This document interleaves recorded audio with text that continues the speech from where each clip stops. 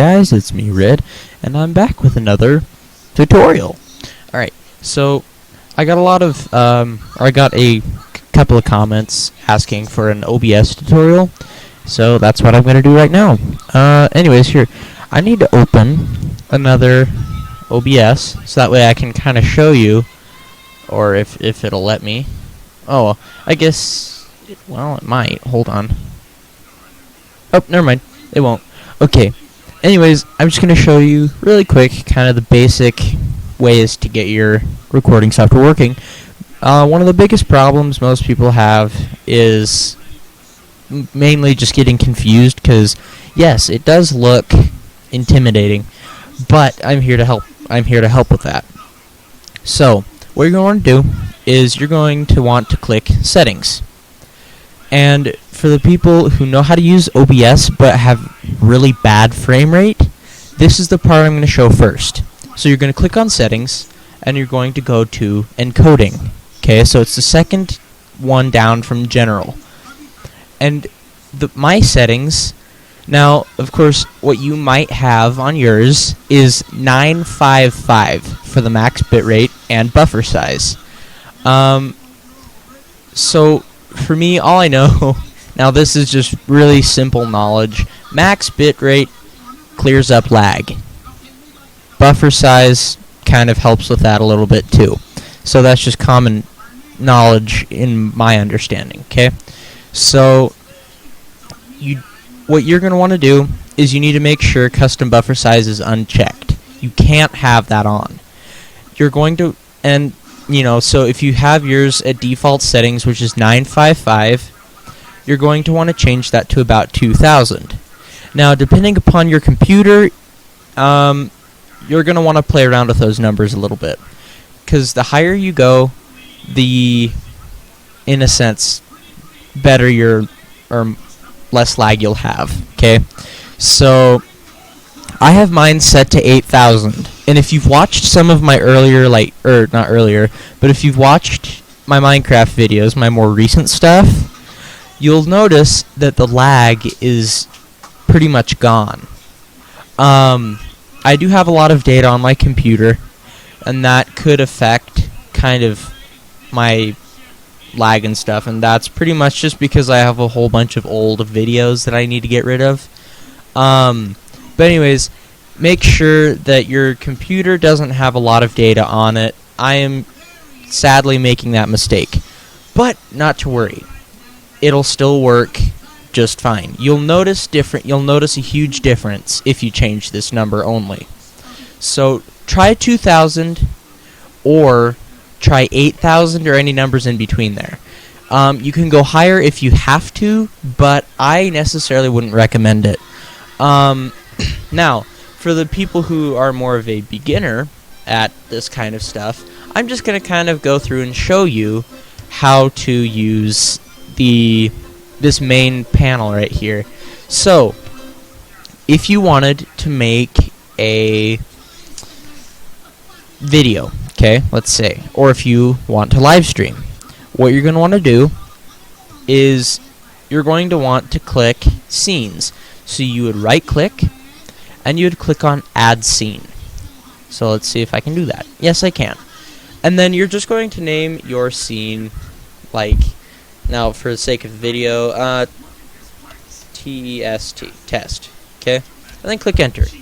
Or, oh, okay, sorry. I guess I've been playing around with this, so I'm just going to put ... like that. Now, it's on test. Here we go. So, you might have seen a black screen there for just a sec. So pretty much all you need to do is you right click to add a scene, and then once you've done that, you would go and click on your scene that you added. So I would click test ... and then you'd go over to sources, and you'd right click and you do add a source, and you can choose from window capture, monitor capture, or game capture. If you're interested in using a face cam, you're going to want to click after you've done one of these, just any one of these. Kind of play around with it. I haven't had such good luck with windowed capture or game capture. So your best bet would probably be monitor capture, because that's what I currently use to record Minecraft and thus and such games. So you'd click on that and it would appear right here. So it would be your first one. And then you'd right click on that one again and you'd click add and you'd go over to video capture device if you're looking to add in your face, like right here. I could show you how to do that, but it would do something to my video because I'm using OBS to record this. So now we're gonna move kind of over here. First option, you have your settings, which can also be found right here. This is just kind of there for faster access in a sense. I don't know. You can edit your scene, which when you click on it, it will allow you to change what your screen, or how big your screen shows, or shows up as. I don't know. So you can just click and drag these little boxes right here, kind of to make your screen bigger, I guess. Then you can just unclick that once you're done. Global sources, I wouldn't really mess with. Plugins, I wouldn't really mess with either. So, and then of course over here you have a start streaming button, you have a stop recording button, or start recording, depending upon, if you're following along with this tutorial. You can also do preview stream, which is actually a really good way to check your frames. I've used this button so many times, it's not even funny. Like when I would record Minecraft, I would have my settings past 8,000. I would have it at around 10,000, and I would have this set to 14,000. And yet, that wasn't good enough. But when I switched it down and kept it the same on both sides, it worked out, like, really good. So, yeah. One thing I would recommend is let OBS run for a minute.